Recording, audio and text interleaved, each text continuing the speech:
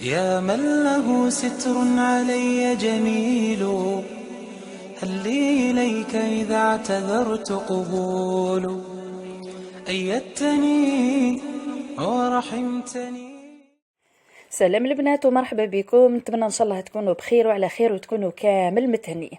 نرحب بالمشتركات اللي معايا ونقول لهم ربي يحفظكم ويخليكم، والمشتركات اللي دخلوا جدد نقول لهم اهلا وسهلا بكم. اليوم راح نشارك معاكم البنات واحد البريوش. واش نقول لكم بنا ما نحكي لكمش. نبداو على بركه الله، نبداو بالوصفه طول. هنا بديت راح ندير تسمى البريوش اللي نحشيه والبريوش اللي نخليه نورمال. بديت لهنايا باللا كريم باتيسير بيسك نسحقها لازم تبرد معايا. حطيت لهنايا 2 كيسان حليب، زدت عليهم بيضه كامله، زدت عليه من لهنا السكر على حسب الرغبه. كاين اللي يحب كيما نقولوا الكريم باتيسير تاعو حلوه بزاف، وكاين اللي يحبها نورمال. انا درت 2 مغارف معمرين سكر عادي، وزدت عليهم هنايا 2 مغارف نشا. قلنا في كل كاس يتقابلوا مغرف نشا ومغرف سكر، ونحطها فوق النار ونبقى نحرك حتى نشوف الخليط تاعي هذاك ثقال. كي نهبطوا نزيد عليه هنايا لافاني باش تقعد لي الريحه ديك، ما نحطش لافاني في الاول، ونزيد عليه حوالي 50 غرام زبده، واحد المغرفه هكاك معمره زبده، باش لا كريم باتيسير تاعي هذه تقعد لي طريه، ومام الزبده تعطيها بنه. لهنايا نخلطها مليح. كي نشوف الزبده ديك ولا فاني دابت لي، نجيب بابي فيلم ونغطيها باش ما ديرليش القشره ديك. لازم ندير البابي فيلم يلامس الكريمه تاعي لهنا، ونحطها بجهه ونخليها تبرد. نرجع هنا للبريوش تاعي. جبت هنايا حليب دافي، حطيت كاس حليب دافي وكاس ماء دافيين في زوز. لهنا السكر نحتاجه من 6 ل 8 مغارف سكر. وشي هنا في الاول نحط 2 مغارف برك، ما نحطش السكر كامل. هنا مع الكاس تاع الحليب الدافي والكاس تاع الماء الدافي نحط 2 مغارف سكر ومغرف خميره تاع الخبز، ونخلط بالفوي برك ولا بفرشيطه ولا بمغرف كيما تحبي. والسكر اللي يبقى لنا ومن بعد نزيدوه كي تتفاعل الخميره. نزيد هنا حوالي 4 مغارف كبار فارينه، شويه برك تاع فارينه، ونخلطها مليح ونغطيها باش تتفاعل لي الخميره ديك. واحد 5 دقائق 10 دقائق برك، جيست ما تشوفي كيما نقولوا سيرتو كي تحطيها في بلاصه سخونه، جيست ما تشوفي الخميره ديك بدات تدير الفقاعات هذيك، تكملي الوصفه تاعك. لهنايا خلطت بالفوي برك وغطيتها وخليتها. انا خليتها 5 دقائق بيسك الكوزينه تاعي قاعده نخدم سخونه، تسمى ليه طلعت لي. نرجع ليها لهنايا، جبت لهنا الكاس، ها وشوفي نعت لكم الفقاعات كيفاه دير. لهنا نرجع نكمل الوصفه تاعي. جبت لهنايا نزيد السكر هذاك اللي كان قعد معايا هنا، او كاس، انا استعملت كاس تاع السكر، نحيت منه 2 مغارف للاول ومن بعد كملت باقي الكميه. زدت هنا بيضه، وزدت الكاس غير ربع مزيج بين زبده وزيت. نعاود لكم هنا البنات اني زدت بيضه، وكملت الباقي تاع الكاس تاع السكر، وزدت لهنايا كاس غير ربع مزيج بين زبده وزيت ولا فاني. زدت هنايا مغرف فاني والملح، ما تكتريش الملح. ونبدا نلم في العجينه تاعي بالفارينه، تبقاي تلمي غير فيها بالعقل حتى تتحصلي العجينه تتلاصقك شوي في اليد. نزيد لهنايا كيس خميره كيميائيه باه ما ننساهش. هناني قلت لكم المقادير كله، درك نزيد نحطهم في صندوق الوصف. لهنا نبدا نلم في العجينه تاعي كما قلت لكم بالفارينه، وشي العجينه نخليوها شوي تلصق في اليد، ما نيبسوهاش خلا. ما يديش معاك وقت ويجي واحد البريوش والله تفرحي به ولادك خير من ما تشريه من برا.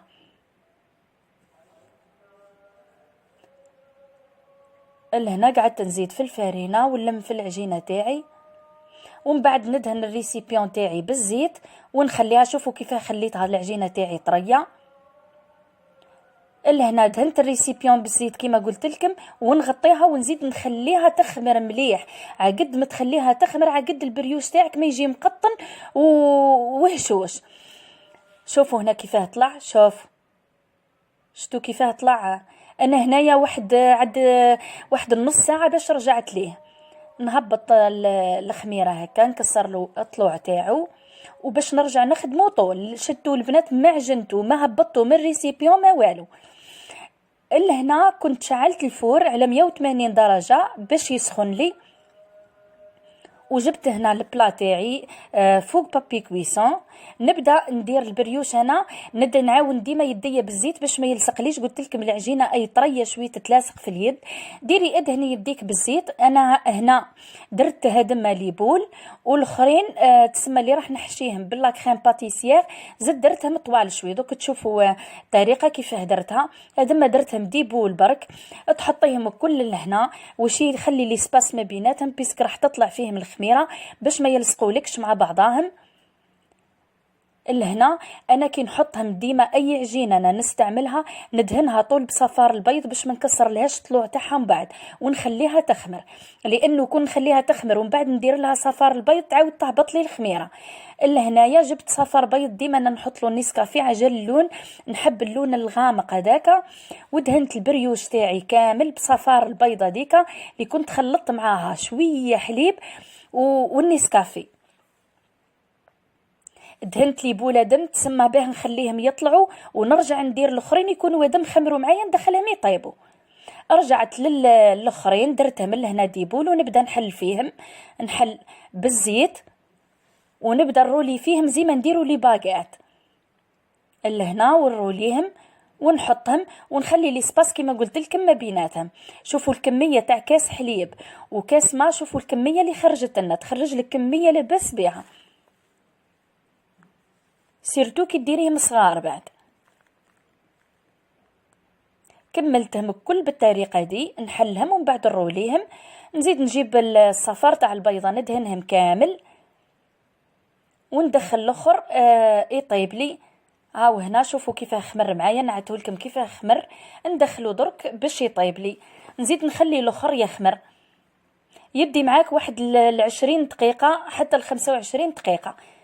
تما كي نشوفوا باللي طلع وطاب لي، شوفوا كيفاه يجي طري، نزيد نشعل له من الفوق حتى يدي لي التحميره دي. شوفوا كيفاه يجي، والله يجي خفيف خفيف قطن.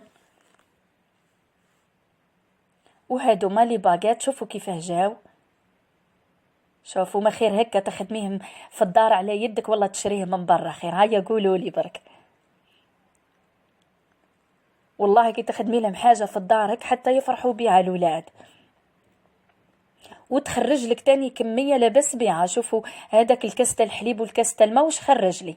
جبت لهنايا هذا مالي باغيت، نبدا نحل فيهم بالموس تاع المنشار.